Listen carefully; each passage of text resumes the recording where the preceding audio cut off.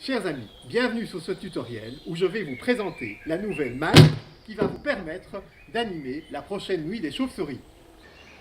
Partons à la découverte de la nouvelle malle.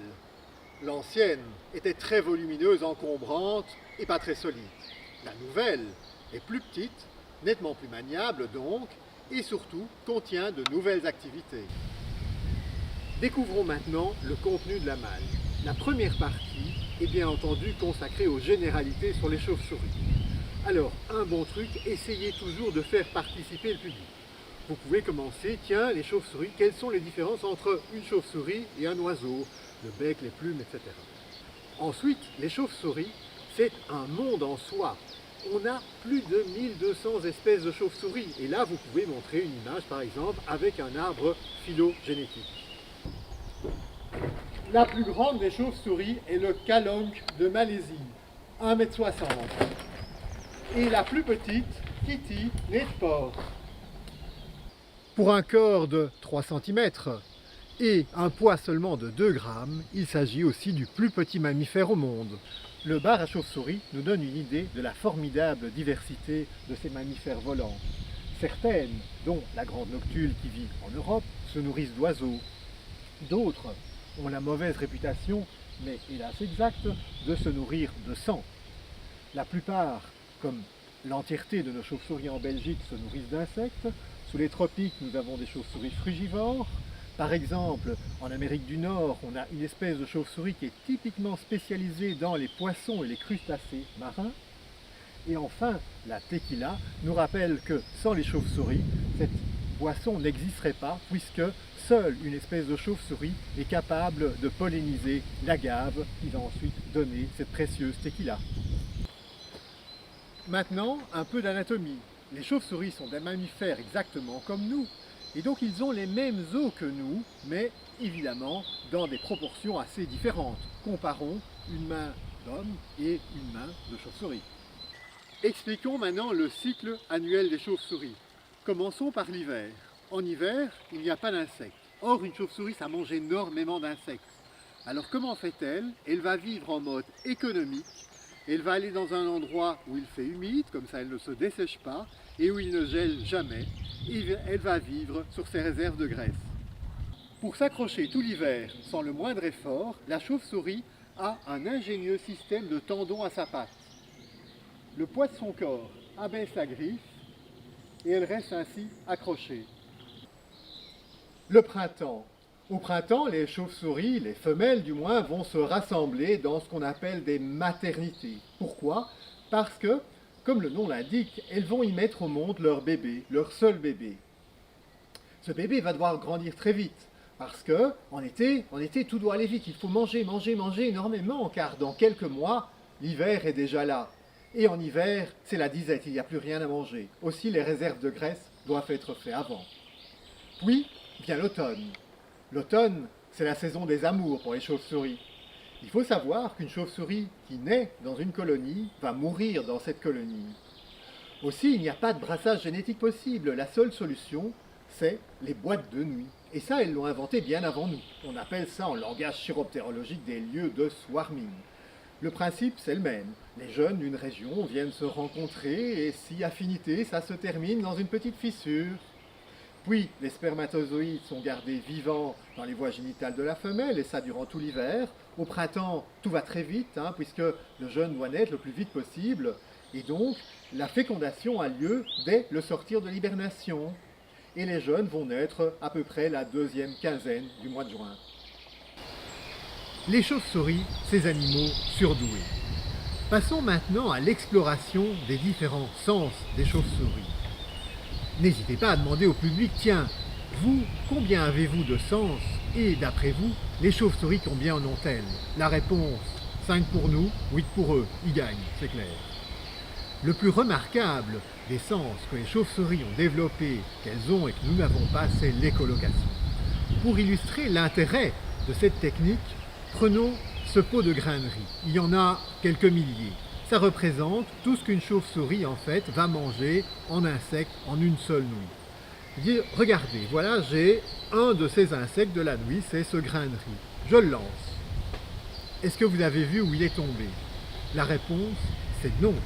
Pourtant, la chauve-souris, elle, en pleine nuit, elle l'a attrapé et elle l'a mangé. Pour visualiser l'écholocation, demandez à deux participants. Un fait la chauve-souris, l'autre l'insecte.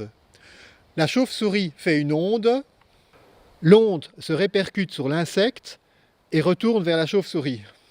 Pour que l'onde soit la plus visible possible, la corne ne doit pas être trop tendue et l'onde de faible importance. L'insecte doit être le plus immobile possible. Le temps de l'aller-retour est directement proportionnel à la distance entre l'insecte et la chauve-souris. Seulement voilà, l'insecte il vole, et quand la chauve-souris arrivera à l'endroit où se trouve l'insecte sera plus là. Il est donc indispensable que la chauve-souris connaisse la direction et la vitesse de vol. Cela, elle le fait grâce à l'effet Doppler, que nous visualisons en faisant tourner une source sonore. Et on peut entendre à ce moment-là une variation assez étonnante du son. La tonalité du son varie en fonction de la vitesse. Voilà, maintenant la chauve-souris connaît également la vitesse. Maintenant la chauve-souris connaît la distance, la direction et la vitesse de vol de l'insecte. Il reste à savoir s'il est à sa gauche ou à sa droite. Voilà, il a rebondi vers la droite, c'est exact. Alors maintenant, je vais te demander de boucher tout à fait à fond une de tes oreilles et je vais laisser tomber l'objet. Voilà, et bien c'est exactement ça. Il était tombé de l'autre côté. Simplement, quand on a une des deux oreilles qui est bouchée, on ne parvient pas à trouver l'orientation du bruit, simplement parce que c'est nos deux oreilles qui entendent le son à un moment différent. Ainsi, si le son vient de droite, ce sera d'abord le tympan droit, puis le tympan gauche qui sera stimulé. C'est ce décalage qui nous permet de situer l'origine du son. Maintenant, voyons ce qu'est un ultrason. Un ultrason, c'est tout simplement un son qui est tellement aigu que plus personne ne l'entend. Jusqu'où notre oreille est capable de détecter le son. Alors on va commencer en levant tous la main et au fur et à mesure que, vous pouvez lever la main aussi, voilà, et à partir du moment où on n'entend plus rien, eh bien on baisse la main. Vas-y Aglaé, tu peux appuyer sur l'appareil. Donc là on est à 3, plus ou moins 3 kHz et tu vas monter systématiquement pour voir jusqu'où on monte. 4, voilà, on continue à monter, 6, on entend toujours, on arrive à 9, 11, ça commence à être plus compliqué, voilà, on va passer à 13, voilà, tout le monde entend toujours, enfin une partie, 14, là ça commence à être difficile, moi c'est vraiment la limite, voilà, 15, moi j'entends plus rien, on va passer à 16, 17, 18, voilà, on peut encore continuer, voilà, 18. Voilà, donc ici on a un appareil qu'on appelle un détecteur d'ultrasons. C'est un appareil qui va nous permettre d'entendre donc les différentes fréquences utilisées par les différentes espèces de chauves-souris. Alors là, on voit que l'appareil est à 19. On va voir s'il réagit avec l'appareil. Et voilà, ça fait un bruit que l'appareil peut entendre parce que justement on est à 19 kHz. Cet appareil électronique transforme donc les ultrasons inaudibles pour nos oreilles en des sons qui deviennent parfaitement audibles. Si moi-même je parle dans l'appareil, on n'entend rien. À l'inverse, si j'agite des clés, on entend des bruits, car les clés émettent des ultrasons et moi pas. Lors de la balade nocturne, nous l'utiliserons non seulement pour détecter les chauves-souris, mais aussi pour les identifier. L'ouïe est un sens très important chez les chauves-souris. Premièrement, parce que ce sont des animaux sociaux et ils doivent donc communiquer entre eux. Deuxièmement, pour repérer leur proie uniquement au bruit qu'elles émettent. C'est justement pour avoir une meilleure ouïe que les chauves-souris ont proportionnellement de si grandes oreilles. Faites faire l'expérience montrée ici. Est-ce que les chauves-souris sont aveugles, à votre avis? Eh bien, absolument. Donc elles sont tout à fait munies d'une vue qui est assez correcte. Hein. Elles voient même relativement bien. Donc c'est tout à fait une erreur de penser que les chauves-souris sont aveugles. On voit d'ailleurs ici un très bel oreillard avec des grands yeux bien ouverts pour observer ce qui se passe. Mais que mangent donc les chauves-souris? Pour cela, nous allons utiliser notre ordinateur relié avec un microscope USB. Auparavant, il faut bien entendu installer le programme fourni avec le microscope USB sur l'ordinateur portable. Sous le microscope USB, nous dépiotons des crottes de chauve-souris. Il est préférable que ces crottes proviennent d'une grosse espèce de chauve-souris, ainsi on pourra trouver des fragments de gros insectes bien plus faciles à reconnaître.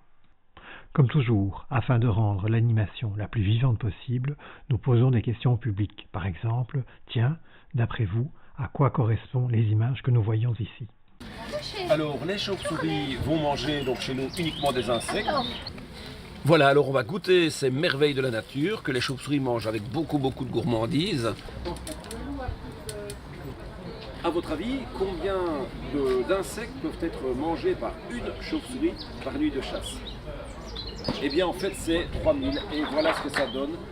Il faut profiter de cet exemple pour poser la question au public. Et, d'après vous, en hiver, comment font-elles? Cela nous permet ainsi d'embrayer sur le cycle des chauves-souris, l'hibernation, la reproduction, etc. Donc les chauves-souris, elles attrapent les insectes en vol, mais pas directement avec la bouche. Donc elles vont voler, elles vont attraper l'insecte par leur uropatagium, c'est la petite membrane qu'elles ont aussi entre les pattes arrière, et en volant, elles vont la ramener à la bouche pour venir manger l'insecte et continuer leur vol. Certaines chauves-souris, comme le Vespertion de Natterer, image supérieure, ont d'ailleurs sur le bord de leur uropatagium des poils sensitifs.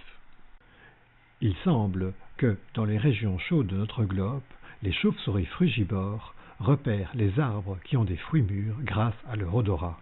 Grâce à l'écholocation, la chauve-souris, elle perçoit l'environnement sur une dizaine de mètres autour d'elle. Mais certaines chauves-souris font des migrations sur plusieurs milliers de kilomètres. Donc ça ne leur suffit pas comme sens. Donc elles ont en fait finalement une boussole interne en elles. Et comme certains oiseaux, ça leur permet de mener des grandes migrations en retrouvant par rapport au pôle magnétique. Parmi les sens que les chauves-souris ont et que nous n'avons pas, il y a la possibilité de percevoir la lumière polarisée. En fait, ce sens est utile lors des grandes migrations. Alors qu'est-ce que c'est pour une histoire? Pour expliquer ça, utilisons en fait cette grille. Vous vous rappelez, la lumière, tout comme le son, c'est une onde. Et donc vous voyez l'onde, le mouvement oscillatoire. Si vous mettez votre corde dans ce sens-là et qu'elle va bouger dans ce sens-là, elle va traverser en fait la grille. A l'inverse, si je mets mes deux grilles comme ça, elle ne traversera plus. Les chauves-souris, dans leurs yeux, ont cette espèce de grille que l'on peut montrer en fait par ces filtres polarisés. Et donc elles ont dans leurs yeux ces mêmes filtres polarisés. Et donc si je les mets dans ce sens-ci, on voit au travers, et à l'inverse, si je tourne, ça devient opaque. C'est exactement comme on a vu l'expérience avec les grilles. Comme pour les oiseaux, il y a différents modes de chasse pour les chauves-souris. On a les glaneuses d'un côté, et ici on a les autres chauves-souris qui attrapent les insectes en vol. Les glaneuses, donc, elles ont besoin d'entendre les insectes, donc elles ont des grandes oreilles, et en plus comme elles doivent suivre les insectes qui vont à gauche, à droite, etc., elles ont besoin des ailes larges qui leur permettent justement d'être fort mobiles et de chercher leur proie. Tandis que ces chauves-souris ici, donc elles vont prendre les insectes en vol, donc sans s'arrêter. Donc elles ont besoin d'être plus aérodynamiques, donc des petites oreilles, des ailes plus étroites, plus longues pour leur permettre d'aller rapidement fondre sur leur proie. Présentez quelques espèces de chauves-souris que vous pourrez peut-être rencontrer durant la balade. Menaces et solutions. Au travers de ces objets, nous allons découvrir quelles sont les principales menaces qui pèsent sur nos chauves-souris et surtout quelles sont les solutions. Afin d'avoir le plus d'impact possible, il faut rester positif et donc montrer qu'il y a des problèmes, bien entendu, mais surtout comment les résoudre. Il ne faut pas non plus hésiter à faire participer le public. Ici, vous aurez des objets qui symbolisent ces menaces et donc posez la question, tiens, d'après vous, à quoi ça vous fait penser comme menace? Quelle solution?